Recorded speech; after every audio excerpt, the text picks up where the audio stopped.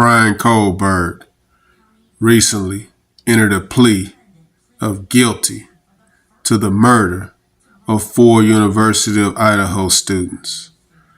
Kohberger admitted to breaking into the rental home where the students were staying and killing them.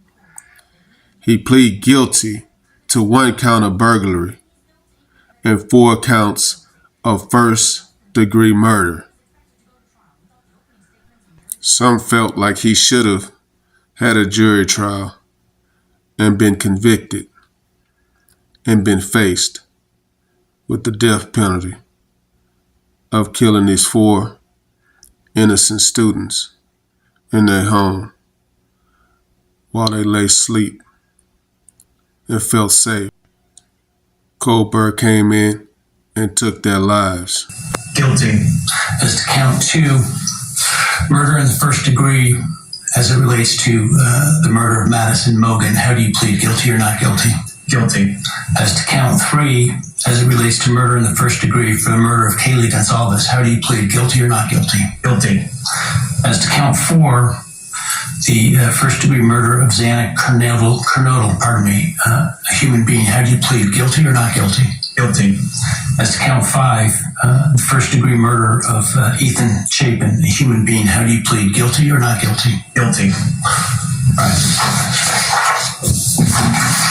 The court will find that the defendant understands the nature of the charges and each offense and the possible consequences to him of his guilty plea. The court finds that there is a factual basis for the plea and that finds the defendant believes the plea to be in his best interest. I find that the plea was given freely, voluntarily, and was intelligently made. I accept the plea. I direct that it be entered.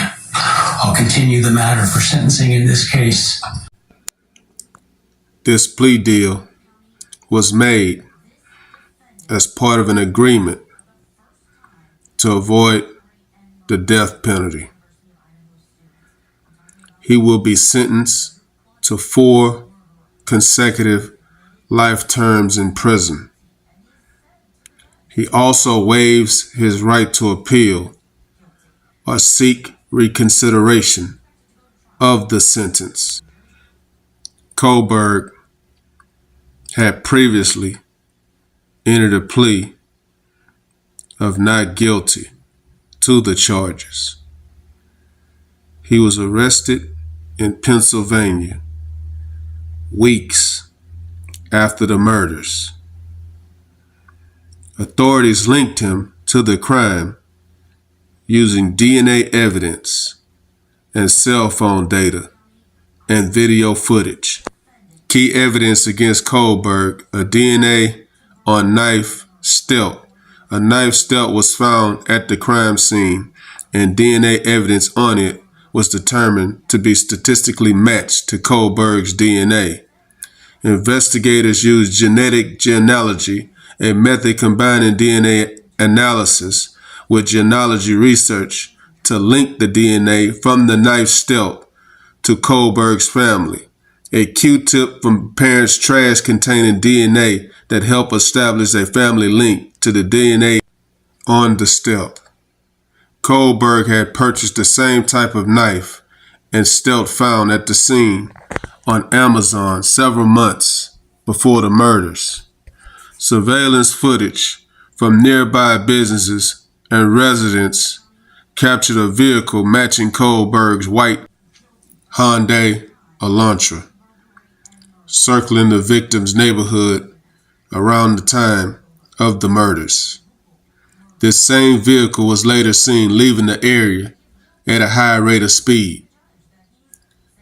Cell phone towers records showed Kohberger's phone connected to towers in the vicinity of the victim's home multiple times in the months leading up to the murders, including the night of the killings.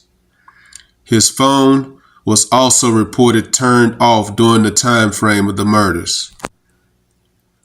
One of the surviving roommates reported seeing an intruder with bushy eyebrows and dark clothing and a mask inside the house around the time of the murders.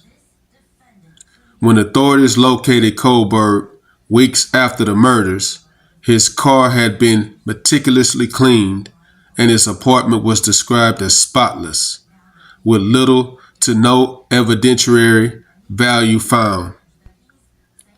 Kohberger was pursuing a doctorate in criminal justice and had completed a detailed paper of crime scene processing, indicating a potential knowledge of how to avoid detection.